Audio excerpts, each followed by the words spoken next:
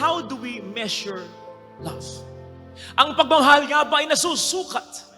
Ako, ang dami ng mga librong sinulat, mga pelikulang napanood, tungkol sa tanong na ito, kung bakit hanggang ngayon ay parang wala tayong makitang sagot na exact. Kasi naman, love is an emotion.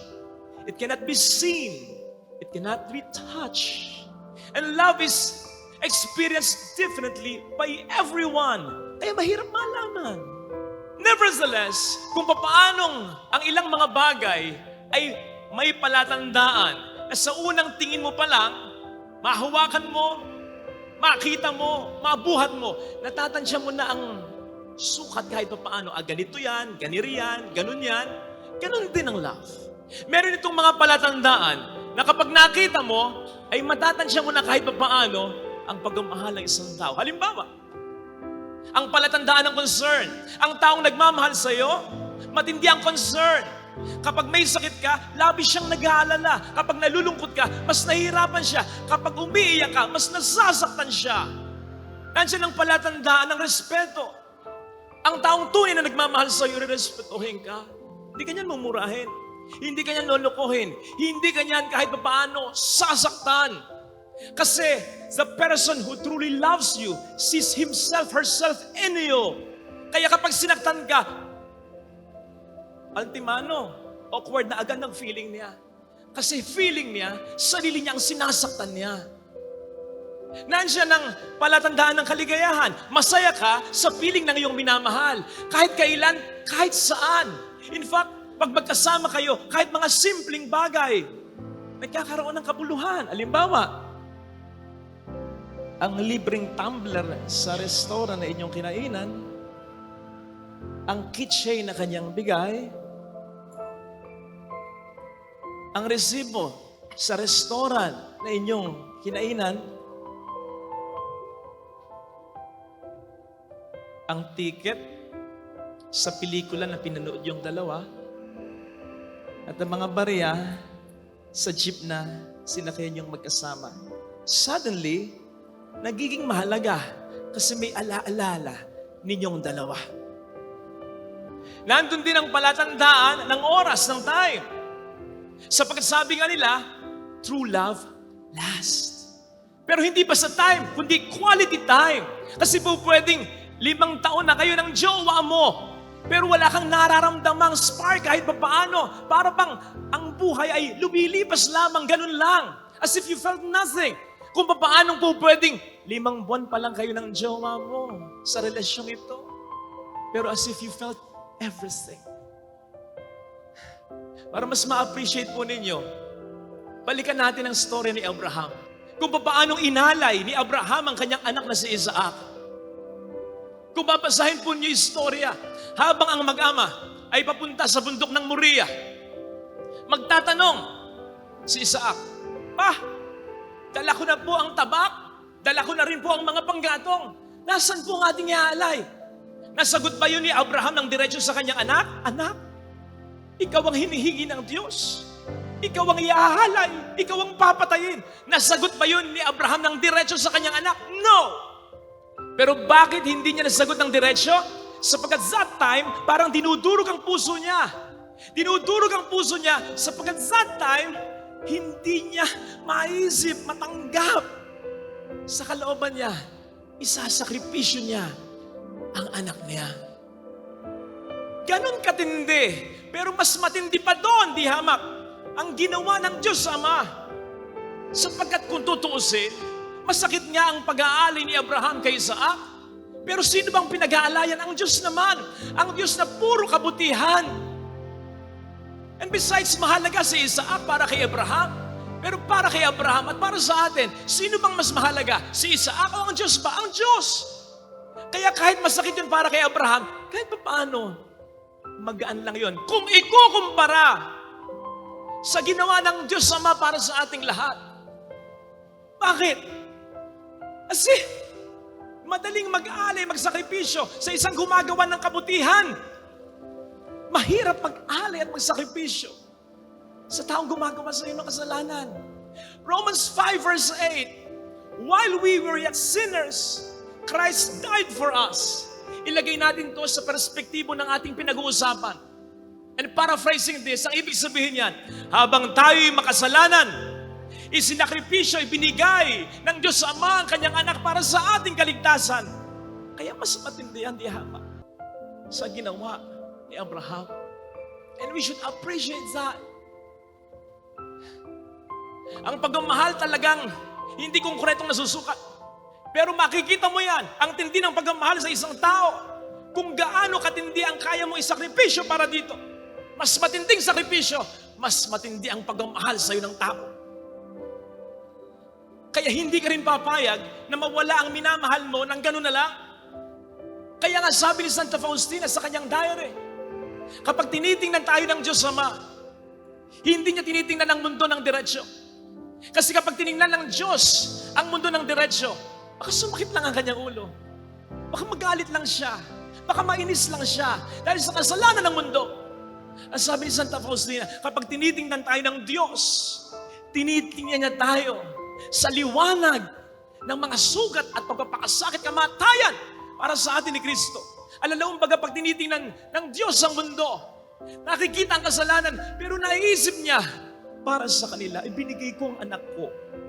Kaya gagawin ko pa rin ang lahat upang hindi basta-basta makuha ang mundo ng demonyo. Kanina habang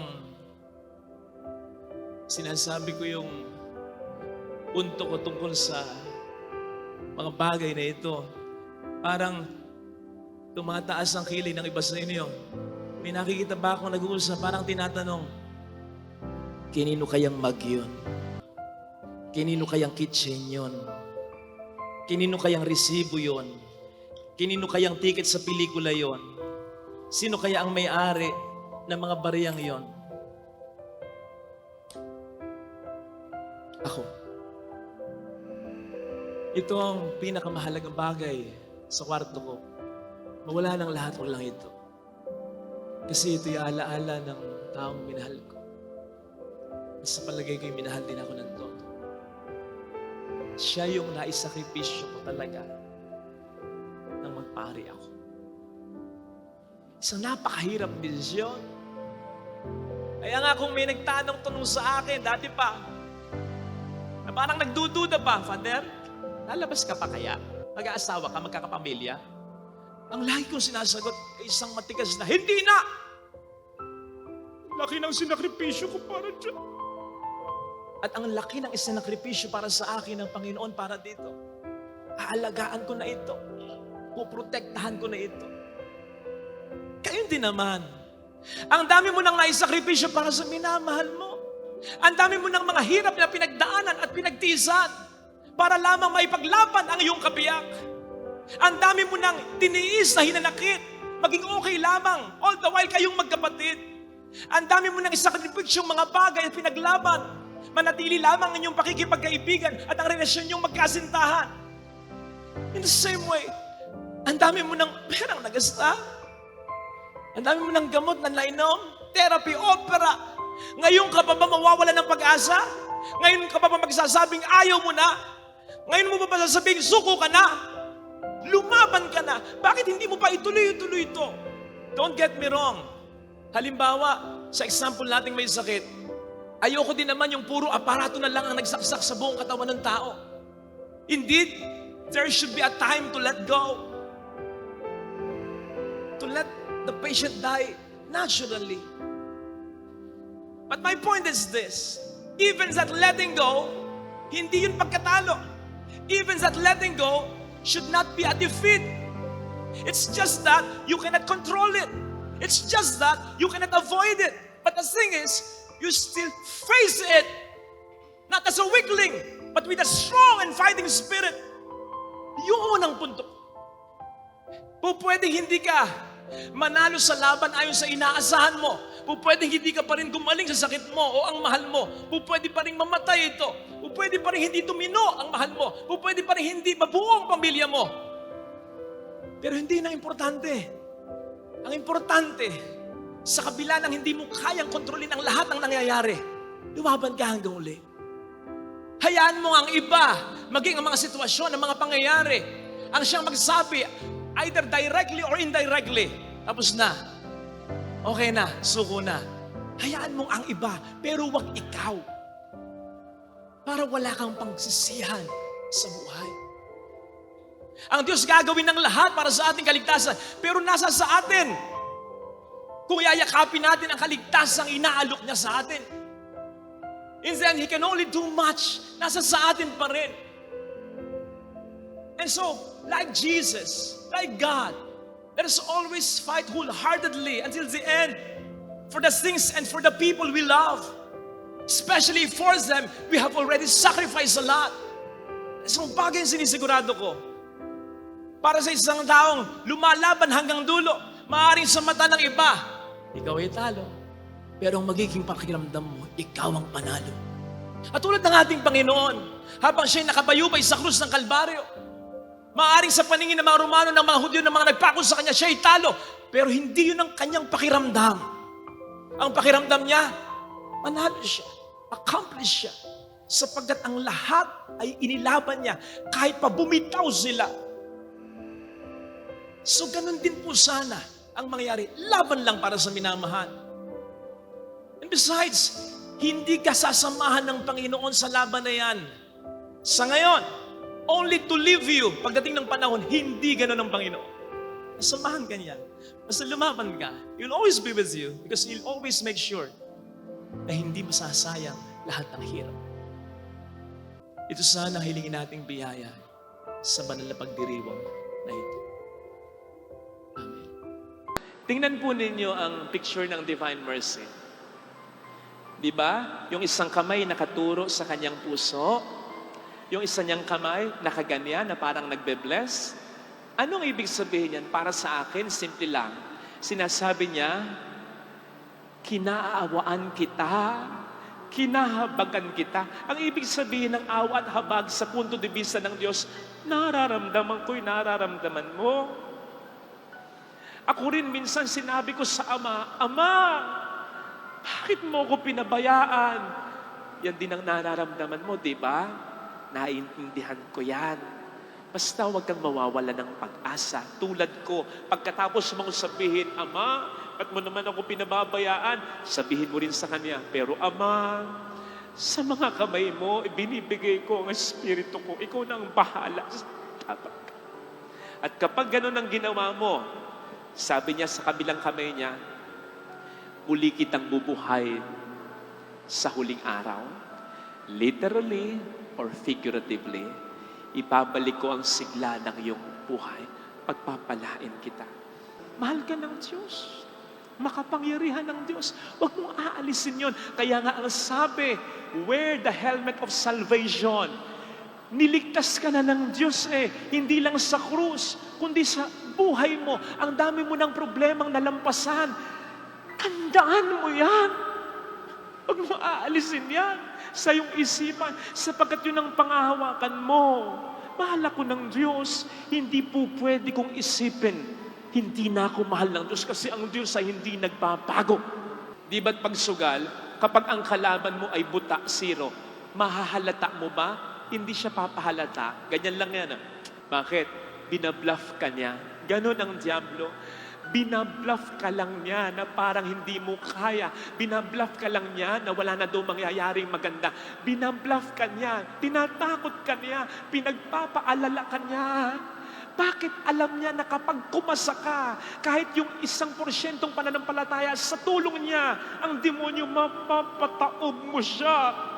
Kasi kahit 1% pananampalataya, aalagaan niya, aalalayan niya, kakaawaan niya. Ganon ang banal awa niya. Kasi iniintindi niya ang bawat isa. Inasmuch as, saan ba galing yung 1% pananampalataya na yan na nanghihina na? Saan? Di sa 100% pananampalataya na bawasan lang dahil sa dami mong naging problema. Si Tomas, hindi naman talaga siya dati nagdududa. Bakit siya nagduda? Ang tindi nung nangyari. Si Jesus yung inaasahan nila, pinatay ng walang laban. Hindi pa nabubuhay. Yun ang alam niya Masisisi mo ba siya? Ganon ka rin naman. Yung 1% pananampalataya na nanghina na kung meron ka niyan ngayon o kung darating yan sa buhay mo, nanggaling yan sa 100%, kaya kakaawaan ng Diyos yan eh. Hindi ka naman tulad ng Pariseyong from the beginning hindi na naniniwala sa Kanya. Naniniwala ka, it's just that patong-patong yung problema. Hindi ka naman talaga bumibitaw eh. Kapit na kapit ka sa Kanya. Kaya lang ang bigat-bigat na ng dinadala mo sa buhay. Kaya parang bumibitaw ka na rin. Pero sa totoo lang, ayaw mong bumitaw sa Kanya. At yun ay naiintindihan niya. Yun ay inuunawa niya. Kaya yun ay kaaawaan niya. Basta, kahit yung isa na lang na pagkakakapit, huwag mo ibibigay sa demonyo yun. Kapit lang. Sabihin ng iba, Father, wala na akong pananampalataya. Ba't kinakausap mo ko? Ba't nagdarasal ka? Ba't nagsisimba ka? Meron pa. Kung nakabitaw ka man, hindi kanya binibitawan. Nakabitaw ka, nakakapit siya. Ganun. So wag kang mawawala ng pag-asa. Ang taong laging busy sa paghanap ng mali sa iba ay mawawala na ng time para makita ang mali sa kanya. Ang mangyayari, Kapag ang nakikita mo lang ay pagkakamali ng iba at hindi ang pagkakamali mo, sigurado gulo. Sigurado hindi magiging katangkam-tangkap ang sasabihin mo sapagkat makikita mo lang ang mali ng iba at makakaligtaan mo o baka nga kaligtaan mo talaga ang pagkakamali mo. Naalala ko tuloy yung kwento ng mag-asawang may edad na. Si Mr. ay pumunta ng doktor, kaibigan niya, sabi, Tol, tataka ako sa asawa ko sa kumare mo Madalas hindi ako pinapansin I think there's something wrong with her. May mali siya. Palagay mo. Sumagot yung doktor na kaibigan, maybe her hearing. Baka mahina ng tenga. Alam mo naman, nagkakaedad tayo talaga. Tama! Baka nga! Pero paano ko naman ma-check? Ganito, sabi ng doktor, pag uwi mo, medyo malayo ka, kausapin mo, tanungin mo. Pag hindi sumagot, lumapit ka ng 2 steps, 3 steps. Magtanong ka uli. Same question. Normal tone of voice. Pag hindi uli sumagot, walang reaksyon. 2 steps uli, forward. Tanong mo uli. Normal na tono ng boses ha. Pag sa pangatlong beses, hindi pa rin sumagot. Pang-4 na beses, lumapit ka na. Tanungin mo uli. Same tone of voice. Doon mo makikita kung okay pa ba ang kanyang tenga. Good idea. Sabi niya. Tamang-tama naman, pag uwi ni Mr., si Mrs., nakatilikod. Napansin naman siya, tinangawan siya. Pero tuloy na sa paghahanda ng kakainin nila. Maghahapunan na. So from a distance, hindi naman ganong malayo. Nagtanong siya, normal tono ng boses. Anong ulam natin? Tuloy pa rin sa paghiwa si Mrs. Walang reaksyon. So 2 steps, forward, anong ulam natin? Ganun pa rin yung tono. Ganun pa rin yung tanong. Wala uling reaksyon. Tuloy pa rin sa paghanda si Mrs. So, forward ulit. Pangatlong beses, ano ulam natin? Wala pa rin reaction. Tuloy pa rin sa pag-iwan si Mrs. So, ang ginawa na niya, nilapitan na niya lang. Dito na, sa bantantenga. Ano ulam natin? Pag tingin ni Mrs. ng sa kanya, gulat siya. Kala niya, sasaksakin siya Kasi nainis si Mrs. Sabi ni Mrs. sa kanya, ano ka ba? Pang-4 na beses ko nang sinasagot yung tanong mo, tinola. Bingi ka ng talaga. Patingin ka na. Siya pala ang bingi, hindi ang misis niya. Ganon ang mangyayari sa atin. Kapag ang laging focus natin ay ang pagkakamali ng kapwa natin, mapapahiya tayo. Kasi may mali din pala tayo. At sa lagi nating pag-focus sa mali ng kapwa natin, pag na-realize natin may mali rin pala tayo, malala na yung mali natin. Kasi for the longest time, hindi natin pinapansin. Troso na. Hindi ba sinasabi ng ating Panginoon, ipapahiya niya ang mga mayayabang? Nasa banal na kasulatan niya. At ang laging paghahanap ng mali ng iba at hindi mo pagpansin sa mali mo, magiging mayabang kang talaga at mapapahiya ka. So gawa natin yan ng paraan hanggang maaga. And let me suggest 2 things. Una, let us examine ourselves. Dati ginagawa namin sa seminaryo ito. Hanggang ngayon, ginagawa ko pa rin naman. Halimbawa po, pagdating ng tanghali, may break time naman Hindi ka naman lagi nagtatrabaho. Allot some time, magdasal ka. At sa dasal mo, isipin mo yung mga dapat mong ipagpasalamat. Ito pa, isipin mo may mga nasabi, naisip, nagawa ka bang mali. Isipin mo. Tapos, mag-sorry ka sa Diyos. May ka ng tawan. Kinagabihan bago matulog, ganun uli. Kailangan at least 2 beses. Kasi mahirapan kang i-recall yung lahat ng mga nagawa mong mali. Kung isang beses lang at sa gabi lang bago ka pa matulog. No, gawin mo at least 2 beses. Mas maaalala mo eh. Pati yung mga inalala mo ng tanghali, maaalala mo sa gabi. Pero kapag sa gabi ka lang nag-isip, nag-examine ng conscience, mahirapan ka. That will keep us reminded, checked, and grounded. Ikalawa, connection with this. Authorize someone. Mag-authorize ka ng isang tao na magsasabi sa iyo ng mali. Ako, nag-authorize ako ng kaibigang pare. Sabi ko, Tol, pag may mali ako, sabihin mo. Kasi huwag natin iasa sa sarili natin. Kung tayo lang kasi, i-justify natin, di naman mali yun eh. Ginagawa din yun ng iba. So huwag kang umasa sa sarili mo. At totoo yun, may nakikita ang iba na hindi mo nakikita. Kaya magandang may i-authorize ka. Kaibigan, kung may mali ako, sabihin mo sa akin, ha? At maganda po yung may authorization. Kasi unang-una, sino magsasabi sa atin ng mali natin? Lalong-lalo na kung panganay ka, sa magkakaibigan, matalino ka, mas may kaya ka, mayaman ka, may kapangyarihan ka. Eh kahit nga, parehong ordinaryong tao magkakailangan na magsabihan ng mali. Nahihirapan tayo. Ako nga minsan nagtotalk ako, bukas na yung zipper ko, wala pang magsabi sa akin. Yung authorize mo na yon, magiging malaya siyang magsabi sa iyo. Kasi hindi niya maiisip na kapag sinabihan ka niya, sasabihin, Oy, sinabihan mo ako, sabihan kita. Authorize siya. Pero, hindi pwedeng kahit sino. Mamili ka ng matino. Mamili ka ng hindi lokong. Mamili ka ng may credibility. Kahit papaano. At magkaroon ng 2 criteria. Unang criterion, dapat mahal niya ang Diyos. Talagang nagpapakabuting tao. Pangalawang criterion, mahal ka niya. May malasakit siya sa iyo. Again, unang criterion, mahal niya ang Diyos. Pangalawang criterion, mahal ka niya. Ganon dapat yung pagkasunod ha. Hindi po pwedeng mahal ka niya, sunod lang yung Diyos. Kasi kapag mas mahal ka niya kaysa Diyos, kahit magkamali ka, ang sasabihin niya, yung alam niyang gusto mo ring marinig sa Kanya. Pero kung mas mahal niya ang Diyos kaysa iyo, alam niya kung anong tama at mali at yun ang paninindigan niya. Kahit magalit o magtampo ka pa, kahit masaktan ka, ay sinasabi ko po sa inyo, mas magiging madali para sa atin ang magpakabuti. Kasi wala na tayong maitatago talaga sa ating sarili. Therefore, mga kapatid, a lot more time correcting ourselves than others. Otherwise, hindi tayo magiging tunay na mabuti and we will not become truly happy kasi kailanman hindi nagiging tunay na masaya ang taong busy lagi sa paghahanap ng mali ng iba. Para ka lang may third eye nun. Third eye, nakakakita ka ng multo. O kaya ng mga spirito, wala ka namang magawa, natatakot ka lang. So ganun din yung may third eye sa pagkakasala o pagkakamali ng iba. Minsan nga, kahit wala dahil may third eye ka, nang iisip ka na ng masama ay, ano magagawa mo kahit sabihan mo pa sila kung di naman sila makikinig sa'yo? Wala. So malulungkot ka lang.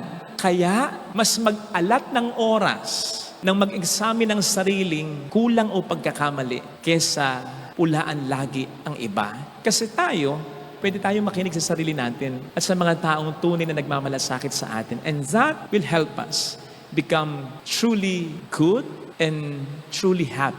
Something that will never happen kung we will always keep ourselves busy looking for faults sa ating kapwa-tao. Hayaan niyong magsimula ako sa sermong ito sa pamamagitan ng pagsasabi ng ang taong laging busy sa paghanap ng mali sa iba ay mawawala na ng time para makita ang mali sa kanya. Yan ang problema ng mga Pariseo. Narinig naman natin sa ating mabuting balita, ang gawi, style na nila, o ikinabubuhay, ikinasisiya na nila, binabantayan nilang mabuti ang kanyang mga kilos. Ikinasisiya na nila ang humanap ng mali sa iba. Kaya hindi na makapagtataka. Sila yung isa sa mga sinasabi ng Panginoon sa Mateo 7:4. Ang sabi dito ng ating Panginoon, mga mapag-imbabaw, mga mapagbalat kayo. Papaano mo sasabihin sa kapwa mo, kaibigan, hayaan mong alisin ko ang puwing mo. Kung gagatroso ang nasa mga mata mo, mapagbalat kayo, ipokrito. First of all, pag sinabing ipokrito, hindi ito basta isang taong nagkakamali o nagkakasala. Kasi lahat naman tayo nagkakamali at nagkakasala. But that does not mean automatic na tayong ipokrito. Halimbawa, ang mga magulang mo na alam mo namang mga mabuting tao, pero nagkakamali din naman. May mga kapintasan din naman. Pag yan ba'y nagpayo sa'yo ng maganda, iisipin mo, ipokrito? Hindi. Kung basta nagkakasala at nagkakamali, ipokrito na. Ipokrito na po tayong lahat dito. Ang ipokrito kay Kristo ay yung hindi mindful sa pagkakamali niya. Na kahit alam niyang may pagkakamali siya, hindi niya alintana kasi ang mas focus niya ay ang pagkakamali ng iba. At ganon ang mga Pariseo. No wonder, gagatroso na ang puwing nila. Kasi sa kakatingin nila sa kasalanan o puwing ng iba, na hindi sila mindful sa puwing nila, in the course of time, yung maliit sana lang na puwing na yan, nag-accumulate na, nagkakapatong-patong na, kumakapal na, hanggang sa maging parang troso na. Ganyan ang pagkakasala ng mga taong mapagbalat kayo. Lumalala na.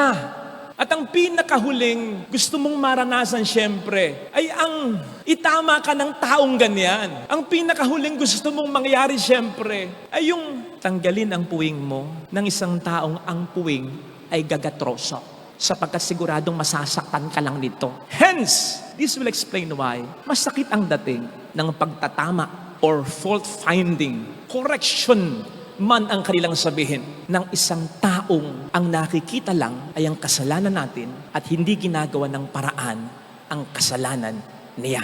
Parang gusto mong sabihin, look who's talking. Masakit ang dating, kakabwisit ang dating. Kaya tingnan po ninyo, yung mga ini-interview tungkol sa gulo ngayon sa Gaza. Dalawa lang naman yan yung mga pro-Israel at pro-Palestine. Okay? Pag ini-interview, ang dami ko nang napanood na mga interview, Check ninyo. Ganito ang makikita ninyo. Kapag ini-interview ang isang pro-Israel, sigurado, manggagalaiti, maiinis, mabubwisit, sa galit ang pro-Palestine. Bakit? Sa interview sa mga pro-Israel, wala silang kahit isang sasabihin, lalo pat aaminin na pagkakamali din nila. Halimbawa, ang Israel, may mga teritoryo, ang Palestine, na unti-unti ino-occupy nila. Bukod pa sa hindi makataong pagtrato sa mga Palestina. Hindi nila sasabihin yon. Kaya kung ikaw ay pro-Palestine, magkikigil ka. May pagkakamali ka rin. O ito naman, on the other hand, tingnan po ninyo ini-interview naman ng mga pro-Palestine. Manggigigil talaga ang pro-Israel. Bakit? Wala kahit ni isa na sasabihin o aaminin ng pagkakamali din nila. In fact, kahit yung basic na pag-condemn lang sa Hamas, hindi nila magawa.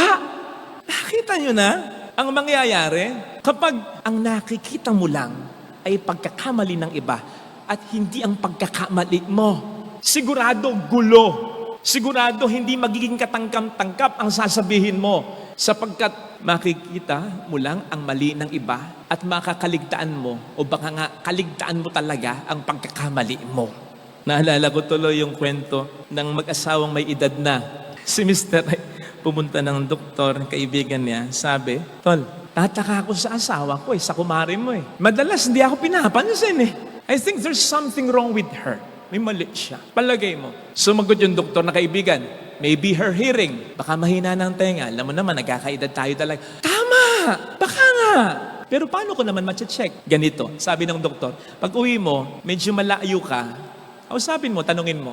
Pag hindi sumagot, lumapit ka ng 2 steps, 3 steps. Magtanong ka uli, same question, normal tone of voice. Pag hindi uli sumagot, walang reaksyon, 2 steps uli, forward. Tanong mo uli, normal na tono ng boses Pag sa pangatlong beses, hindi pa rin sumagot. Pang-4 na beses, lumapit ka na. Tanungin mo uli, same tone of voice.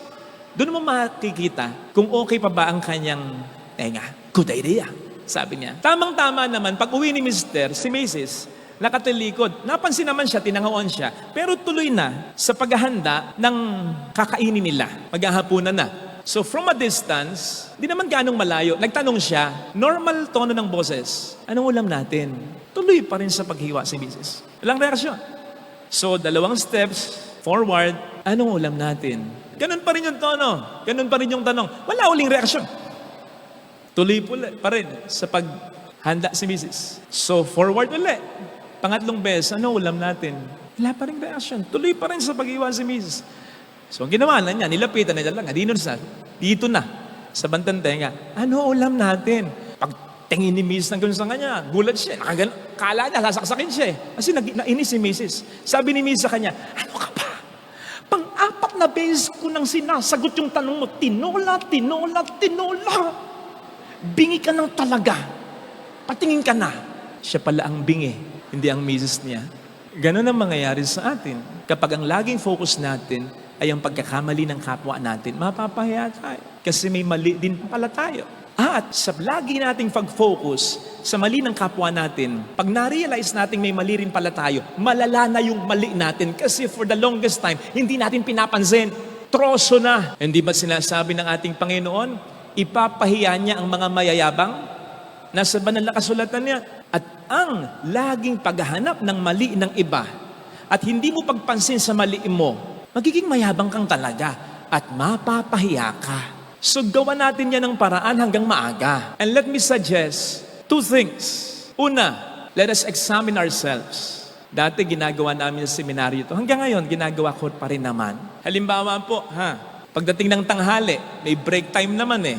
Hindi ka naman lagi nagtatrabaho. Allot some time, magdasal ka. At sa dasal mo, isipin mo yung mga dapat mong ipagpasalamat. Ito pa, isipin mo may mga nasabi, naisip, nagawa ka bang mali. Isipin mo. Tapos, mag-sorry ka sa Diyos. May ka ng tawan. Kinagabihan bago matulog, ganun uli. Kailangan at least 2 beses. Kasi mahirapan kang i-recall yung lahat ng mga nagawa mong mali. Kung 1 beses lang at sa gabi lang bago ka pa matulog. No. Gawin mo at least 2 beses. Mas maaalala mo eh. Pati yung mga inalala mo ng tanghali, maaalala mo sa gabi. Pero kapag sa gabi ka lang nag-isip, nag-examine ng conscience, mahirapan ka eh. That will keep us reminded, checked, and grounded. Ikalawa, connection with this. Authorize someone. Mag-authorize ka ng isang tao na magsasabi sa iyo ng mali. Ako, nag-authorize ako ng kaibigang pare. Sabi ko, Tol, pag may mali ako, sabihin mo. Kasi huwag nating iasa sa sarili natin. Kung tayo lang kasi, i-justify natin, di naman mali yun eh. Ginagawa din yun ng iba. So huwag kang umasa sa sarili mo. At totoo yun, may nakikita ang iba na hindi mo nakikita. Kaya magandang may i-authorize ka. Kaibigan, kung may mali ako, sabihin mo sa akin, ha? At maganda po yung may authorization. Kasi unang-una, sino magsasabi sa atin ng mali natin? Lalong-lalo na kung panganay ka, sa magkakaibigan, matalino ka, mas may kaya ka, mayaman ka, may kapangyarihan ka. Kahit nga, parehong ordinaryong tao magkakailangan na magsabihan ng mali. Nahihirapan tayo. Ako nga minsan nagtotalk ako, bukas na yung zipper ko, wala pang magsabi sa akin.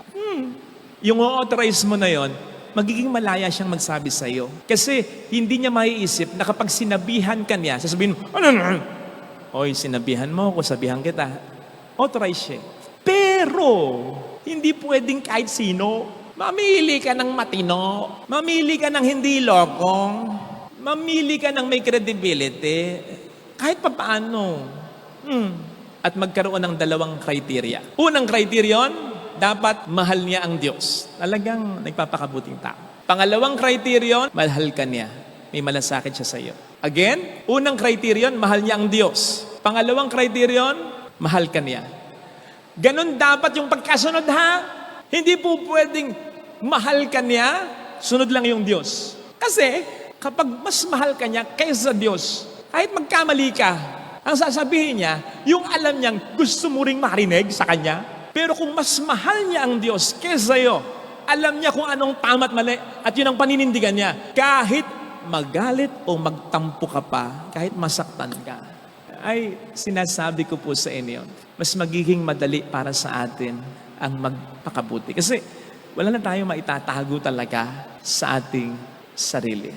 Therefore, mga kapatid, a lot more time correcting ourselves than others. Otherwise, hindi tayo magiging tunay na mabuti and we will not become truly happy kasi kailanman hindi nagiging tunay na masaya ang taong busy lagi sa paghahanap ng mali ng iba. Para ka lang may third eye nun. Third eye, nakakakita ka ng multo o kaya ng mga spirito. Wala ka namang magawa, natatakot ka lang. So ganun din yung may third eye sa pagkakasala o pagkakamali ng iba. Minsan nga, kahit wala dahil may third eye ka, nang iisip ka na ng masama ay, ano magagawa mo kahit sabihan mo pa sila kung hindi naman sila makikinig sa'yo? Wala. So malulungkot ka lang.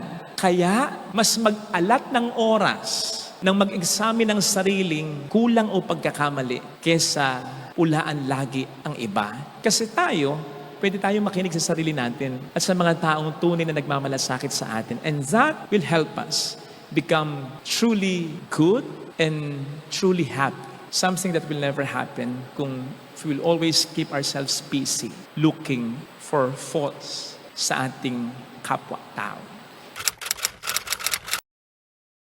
Isang araw ng pamamahinga, si Jesus ay inaniyahang kumain sa bahay ng isang pinuno ng mga Pariseo at binabantayan nilang mabuti ang kanyang mga kilos.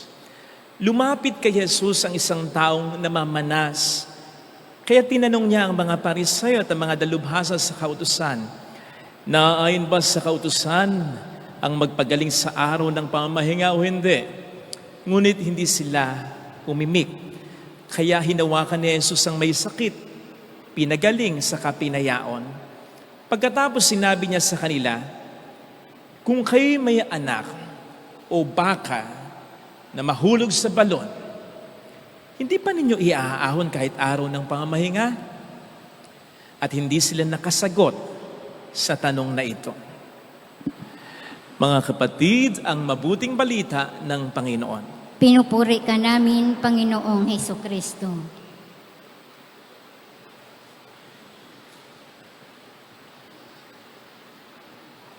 Huwag mong ikahiya yung mga ugat sa iyong mga kamay, sa iyong mga paa. Kung yan naman ay bakas ng iyong paghihirap, mapag-aral mo lamang ang iyong mga anak, mabigyan mo lamang sila ng magandang buhay, matulungan mo ang iyong mga kapatid, at mabigyan mo ng disenteng bahay ang iyong mga magulang.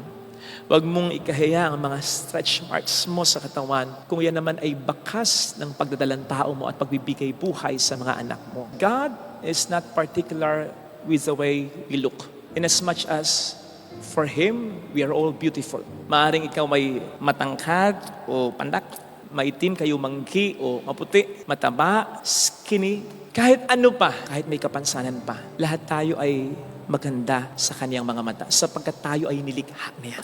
Sabi ko nga, kahit yung mga kapintasang masasabi natin para sa ating sarili ay hindi kapintasan para sa Kanya. Bahagi yan ng ating kagandahan para sa Kanya. So He's not particular with the way we look. He is most particular with the way we use our body for His glory. Sa pagkatandaan natin na tayo magkatawan para maging katawan ni Kristo sa mundong ito. Kaya dapat bilang mga anak ng Diyos ay mas maging particular tayo hindi sa image natin kundi sa magiging image ng Diyos sa pamamagitan natin. Yung pagdedemand ng Diyos ng katawan natin. Kaya nga sabi ni St. Paul, offer your bodies. I beseech you, I demand you. He is demanding our body for Him to have an embodiment of His love and mercy. And so the question is, do we have this kind of beauty? Are we an embodiment of His love and mercy? Do our bodies glorify God? Si Mary Ann Bevan ay nakilala minsan bilang the ugliest woman in the world. Actually, hindi ganyan ang kanyang itsura. Kaya lang nagkaroon siya ng sakit na nag-disfigure ng katawan at mukha niya. So, kinilala siya bilang world's ugliest woman. Kung ikaw ba, tatanggapin mo yung title na yan, na naging hantungan upang siya ay laitin at pagtawanan. Pero alam po ba ninyo na yung title na yan ay kanyang pinangatawanan? For two things, two important things. Una, para mabuhay niya at mapag-aral niya ang mga anak niya. Kasi naging dahilan yan para magkaroon siya ng mga award, World's Ugliest Woman. Sumasali din siya sa theater yata o kaya sa mga palabas. Nag-capitalize siya sa kanyang itsura. So yun yung una, para mabuhay niya at mapag-aral niya ang mga anak niya. Ang pangalawa ay hanggang sa niyakap na niya ang propesyon, kung hindi man ay naging bukasyon na para sa kanya, para makapagpasaya ng kapwa niya. So, pinangatawanan na niya ang pagiging pangit niya para sa mga tao o sa mata ng mundo, para sa dalawang dakilang layunin na ito. Mabuhay, mapag-aral ang mga anak niya, makapagpasaya ng kapwa niya. O, sa tingin niyo, si Mary, na sa tingin ng mundo ay napakapangit na tao, ay pangit ba talaga sa mata ni Kristo? I don't think so. Because Mary became an embodiment of Jesus' love and mercy, not just for her family, but for other families. Ang sabi nga po sa Isaiah 52 verse 7, how beautiful upon the mountains are the feet of those who bring the good news. Napakaganda ng mga paa ng mga tagapagdala ng mabuting balita.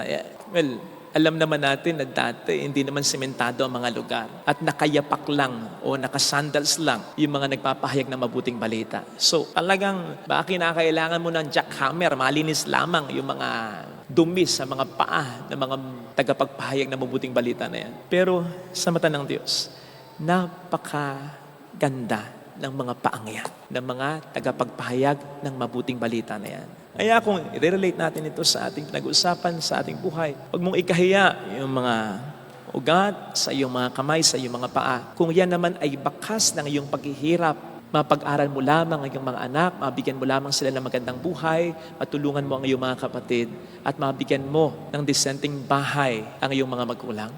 Huwag mong ikahiya ang mga stretch marks mo sa katawan kung yan naman ay bakas ng pagdadalang tao mo at pagbibigay buhay sa mga anak mo. Huwag mong ikabahala o ikahiya na ikaw ay tumataba na, hindi ka na nakapag-aayos tulad ng dati, hindi na branded ang mga gamit mo, sapagkat ito'y bakas na ang mas pinaprioritize mo ay ang pamilya mo at hindi na ang sarili mo. Huwag mong ikahiya na halos mawalan ka ng kilay sapagkat nasunog yan dahil sa pag-isikap mo na maabot mo ang mga pangarap mo, makapagtapos ka ng pag-aaral para masulit ang pagod ng mga magulang mo.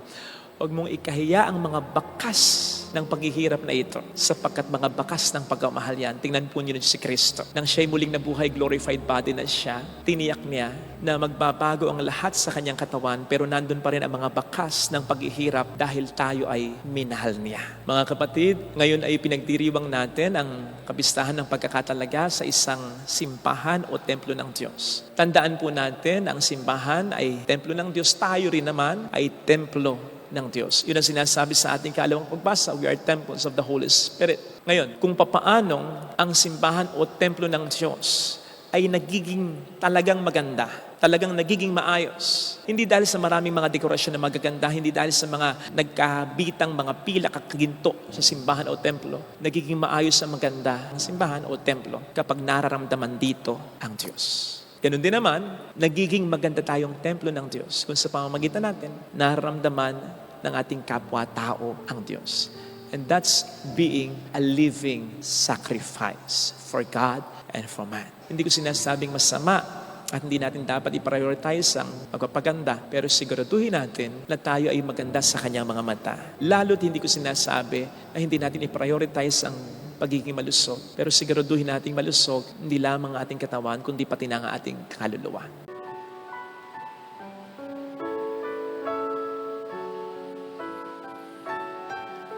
Awitin natin. Alam kong may magagawa ang Diyos.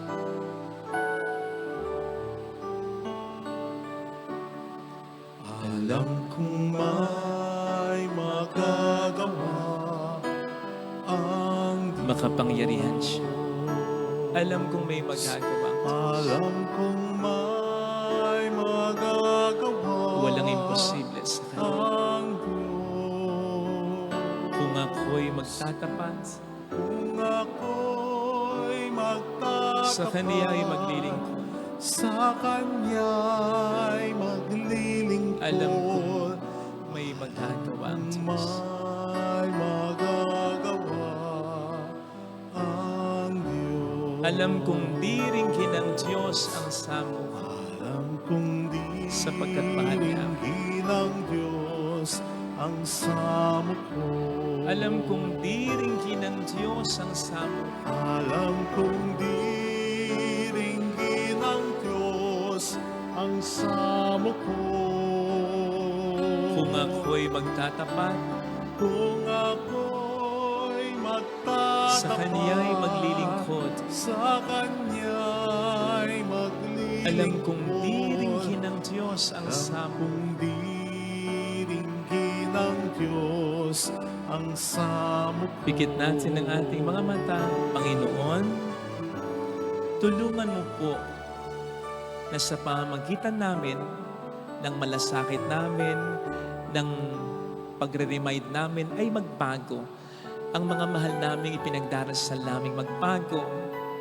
Sana maisip nila na wala kaming ibang ninanais kundi ang kabutihan nila. Pero habang hindi pa sila nagbabago, kami po ay baguhin nyo rin. Kung kinakailangang mas magmahal, mas umunawa, mas magpatawad, mas umintindi, mas mag-remind pa, mas magtiyaga pa, mas magsakripisyo pa kami, gagawin namin, tulungan mo lamang po kami.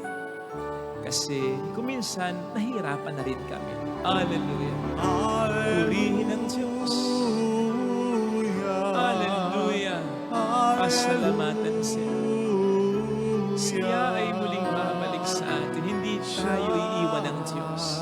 Hindi tayo papapayaan ng Diyos. Babalik sa atin. Hallelujah. Huwag kang mawawala ng pag-asa. Hallelujah.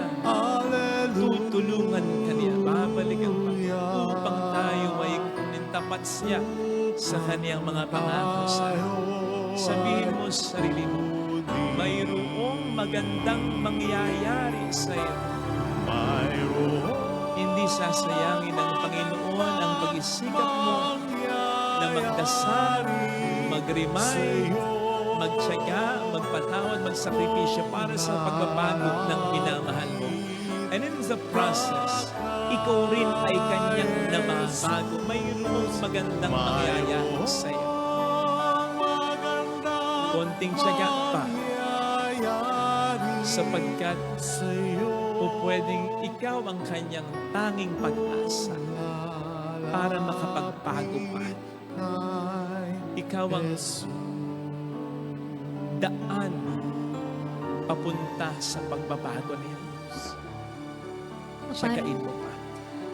Papuri sa Ama at sa Anak sa Espiritu Santo. Kapara ng sa unang-una, ngayon magpakailanman, magpasawalang hanggang. Amen. Kung bawat tao matutulad sa aso, di ba parang awkward? Pero yung tutularan natin sa aso, yung pagiging grateful niya upang tayo maging faithful din sa isa't isa. Sapagkat aminin natin na marami sa mga nagpapahirap sa atin, yung pain na nararamdaman natin sa buhay natin, sa pamilya natin, kahit sa pinagtatrabahuhan natin, ay dulot ng kawalang utang na loob ng tao. Ang pagiging faithful na misis at ilaw ng tahanan ay walang katumbas na halaga. Kung yan ay makikita ng bawat asawa, kung papaanong napakalaki ng hirap ng kanyang kabiyak sa kanya at sa kanilang mga anak, bawat asawa ay magiging tapat. Kapal na lang ng mukha mo kapag niloko mo pa at sinaktan mo pa ang asawa mo. Isa sa sumikat sa isyong hiwalayang Katniel. Sorry kung nabalikan ko kasi sakto lang dun sa pagninilay natin ngayong araw na ito. Isa sa sumikat ay si Summer, yung aso ni Daniel Padilla. Kasi nang tanungin si Daniel Padilla kung ano ang loyalty para sa kanya, ito ang sagot niya. Alam mo sino pinaka-loyal? Yung aso ko, si Summer. Yun ang pinaka-loyal. Doon kung makikita ang definition ng loyalty, na kahit anuman ang pinagdadaanan ko ngayon, kung anuman ang sitwasyon, ang emosyon ko ngayon, sino ko ngayon, tatanggapin ako ng buong buo nun. Yun ang loyalty. Walang judgment kung sino ka. Tama naman siya. Sapagkat ang aso ay loyal talaga. Di ba? Ang bansag natin sa aso, man's best friend, our best friend.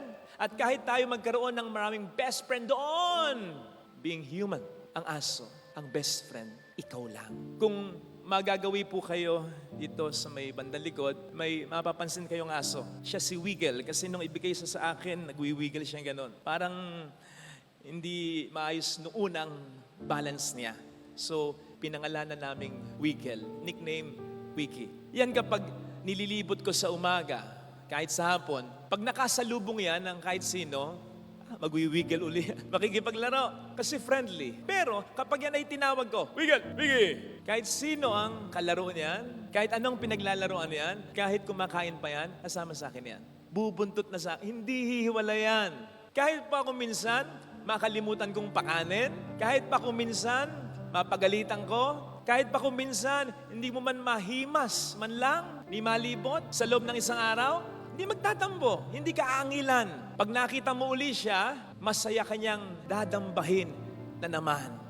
At ang aso, paglabas mo ng pintuan ng bahay ninyo, ihintayin ka na niyan. In fact, torture sa aso habang hindi ka niya nakikita. Kasi ang pinakamasakit na po pwedeng maranasan niya ay ang hindi ka na niya makita. Sasabihin ng iba, gustong-gusto ng aso ko, Father, na sumasakay sa sasakyan ko. Sanay na siya. Kapag narinig niya yung tunog ng sasakyan ko, naku, magwiwigil na yan. Tatahol na yan, pakukuha na yan. Dahil ikaw yung nasa sasakyan. Kapag ibang taong nasa sasakyan, hindi masayang sasakay yan.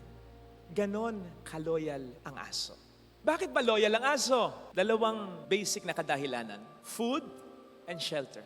Pagkain at bahay. Sapagkat yan ang basic niyang pangangailangan. Food para mabuhay, bahay para meron siyang tirahan. At mind you, pag sinabing bahay, hindi ito doghouse lang ha, kundi yung maramdaman ng aso na tanggap mo siya sa kanyang buhay. Kasi ang aso ay isang pack animal.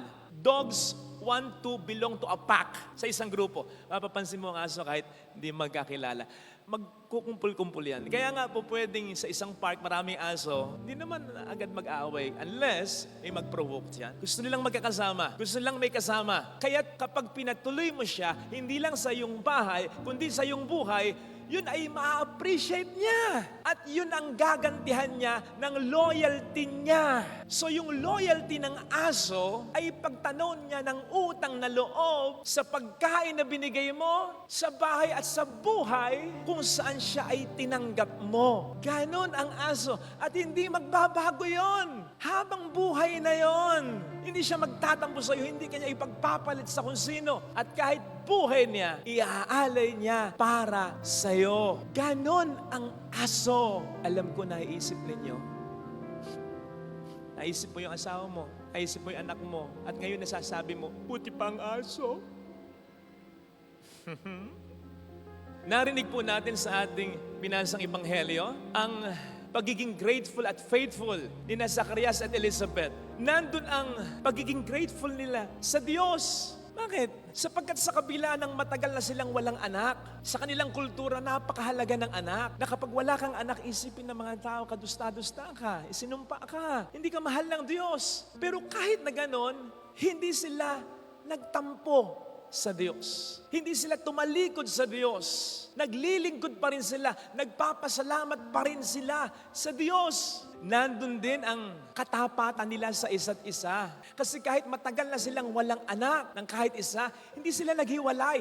Through thick and thin, nagsama pa rin sila. Sasabihin ba natin ang aso ay mas grateful pa kaysa sa tao? Of course not. Kaya makikita natin dito yung ideal na pagiging grateful ng tao kay Zacarias at Elizabeth. Yun ang makikita natin. Kaya nga, ang Diyos ay nalulugod sa kanila. Hindi ba sabi sa Bible, ang Diyos ay nalulugod sa taong mapagkumbaba at ang taong mababang loob, marunong tumanaw ng utang na loob. Marunong tumanaw ng utang na loob. Sina Zacarias at Elizabeth sa Diyos. Marunong tumanaw ng utang na loob. Si Zacarias at Elizabeth sa isa't isa.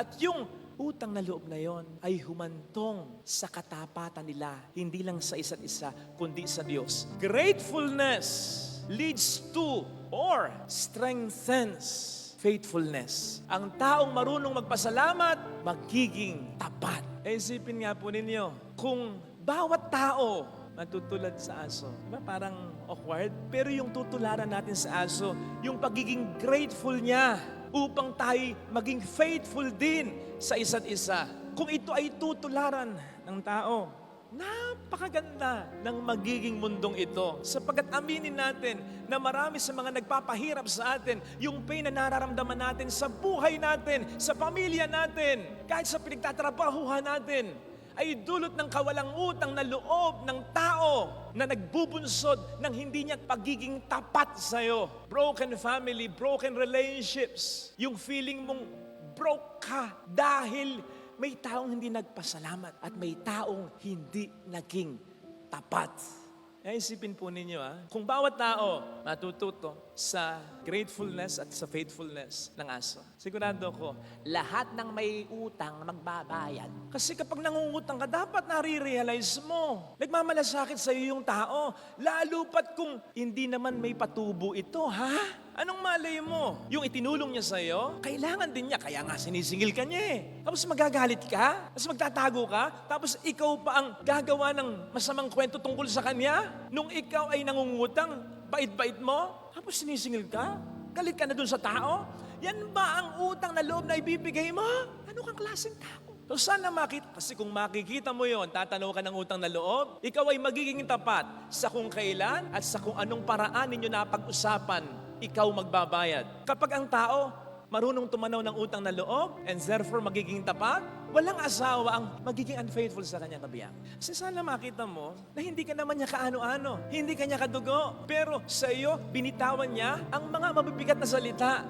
Ikaw lamang ang aking iibigin at itatanging karugtong ng buhay ko. Ngayon at kailan naman, something na hindi niya nasabi sa kanyang mga magulang na karugtong ng kanyang buhay. In fact, ang mga faithful at mapagpasalamat na asawa sa kanilang kabiyak, parang nawawala na talaga yung kanilang sarili. Kasi hindi na nga naman sila dalawa kundi nagiging isa. Lalo pa kapag ang asawa ay talagang faithful sa kabiyak niya. Halimbawa, ang isang misis, o hindi nga ba't nawawala na yung mga gusto niyang marating sa buhay, nawawala na yung gusto niyang gawin sa buhay. I mean, personally hindi na nga niya nade-develop yung mga talents niya, hindi niya makuhang puntahan yung mga lugar na gusto niyang puntahan, yung mga bagay na gusto niyang bilhin, hindi niya mabilin. Bakit? Sapagkat masyado na siyang immersed sa pagiging faithful niya bilang misis at bilang ina ng mga anak nila. Tuloy, napipintasan ng biyanan, lang pera.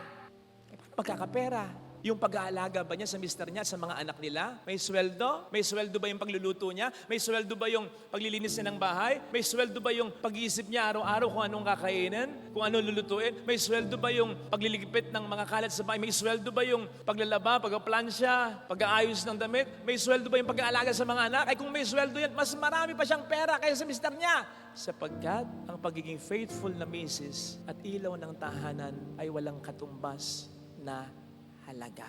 Kung yan ay makikita ng bawat asawa, kung papaanong napakalaki ng hirap ng kanyang kabiyak sa kanya at sa kanilang mga anak, bawat asawa ay magiging tapat. Kapal na lang ng mukha mo kapag niloko mo pa at sinaktan mo pa ang asawa mo. Kung ang tao marunong tumanaw ng utang na loob and therefore magiging tapat, ay nako, walang magulang ang mag-iisip, sino kaya ang mag-aalaga sa akin? Sino kaya ang makakaalala?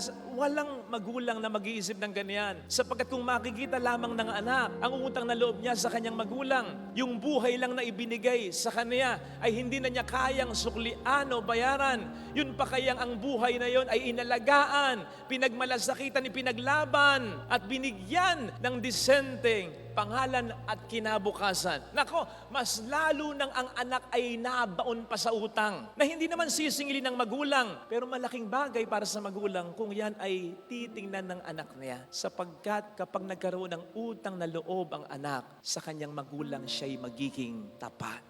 Kapag marunong tumanaw ng utang na loob ang kapatid sa kanyang kapatid, na ang aking kapatid kahit may parimilya na, kahit may sariling buhay, tinutulungan ako, ang mga pamangkin niya, ang mga anak ko, hindi magtatampo ang kapatid. Kahit paminsan ay hindi siya mapagbigyan ng kanyang tumutulong na lagi sa kanyang kapatid. Nakita nyo na? Kaya't yung example natin can go on and on and on. Marami pa. Napakaganda ng magiging mundong ito kung matututo lamang tumanaw talaga ng utang na loob ang tao. Ang problema ng katapatan or tungkol sa katapatan ay mawawala sa mundong ito. Nasabi ko nga, talagang nagpapahirap sa tao. Sabi sa 2 Timothy 3 verses 1 to 2, in the last days, there will be great difficulty. Sa mga huling araw daw, ay magkakaroon ng matinding paghihirap. Pero hindi ito yung usual na sinasabi sa Book of Revelation dahil ang mga planeta ay mawawala sa kanilang mga kinalalagyan, magkakaroon ng matinding mga kalamidad na mararanasan, magkakaroon ng matinding kaguluhan, gera o ano paman.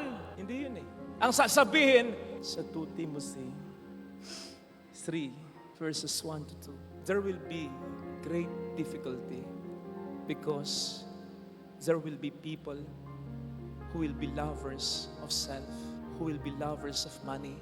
There will be people who will be arrogant, abusive, unholy, and ungrateful. Magkakaroon ng matinding paghihirap dahil may mga taong magiging walang utang na loob. Kasi yung hindi ka magpagsalamat ay hindi mo pagtingin sa mga bagay na dapat mong ipagpasalamat, kaya ka hindi nagiging tapat. Yun lang pong hindi na natin pasalamatan yung tao sa mabuting ginawa niya. Hindi na natin mapasalamatan ng Diyos sa kabutihan niya, masakit na. Yun pa kayang imbis na magpasalamat ay hindi pa tayo maging tapat. Di ba? Mas masakit. Kung ang Diyos nga po in His demand for us to have faith in Him, palagay ko, umaasa siya na makikita natin ang kabutihan niya. Kaya nga sabi niya, patungkol sa paghihirap niya, do this in memory of me. Kasi yun naman talaga ang daloy ng pananampalataya. Sasampalataya ka ba sa Diyos kung hindi mo muna mararanasan ang kapangyarihan at kabutihan niya? Kaya tayo sumasampalataya sa kapangyarihan at sa buti ng Diyos. Kasi naranasan natin, na-appreciate natin. Kaya tayo nagiging tapat sa Kanya, na-appreciate natin ang katapatan niya. Ang tao pa kaya ang hindi maghanap na sana hindi man natin masuklian ang kanilang kabutihan, ma-appreciate man lang. Sapagkat yung appreciation na yan ang maglilid sa katapatan. Ilang beses na akong inaalok ng aso, dati pa, pati mga kapatid ko, Kuya, daga ka ng aso. Ayoko. Talagang, ayoko. Hindi ako dog lover. Pero, gaya ng kaibigan ko, ilang beses na rin may nagsabi sa akin, try mo. Sigurado, hindi ka magsisisi kapag naramdaman mo ang loyalty ng aso. And true enough. Ngayon, napag-isip ako, buti pa para sa aso, ang tao ay nakakasigurado. Nakita po ninyo, lahat nagsasabi, try mo. Sigurado ko, hindi ka magsisisi kapag naramdaman mo ang loyalty ng aso. Yun ba pwede natin gawin sa tao?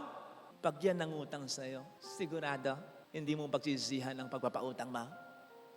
Pag yan naging kaibigan mo, nako, sigurado, nandiyan siya para sa'yo hanggang dulo. Kaya ba natin sabihin yun sa tao? Mga mag-asawa nga, nagkakahiwalay pa. Mag-ina, mag-ama, nagkakasira pa. Magkakapatid, nag-away pa. Magjowa pa ba? Nagpapautangan pa ba? Ay, naka.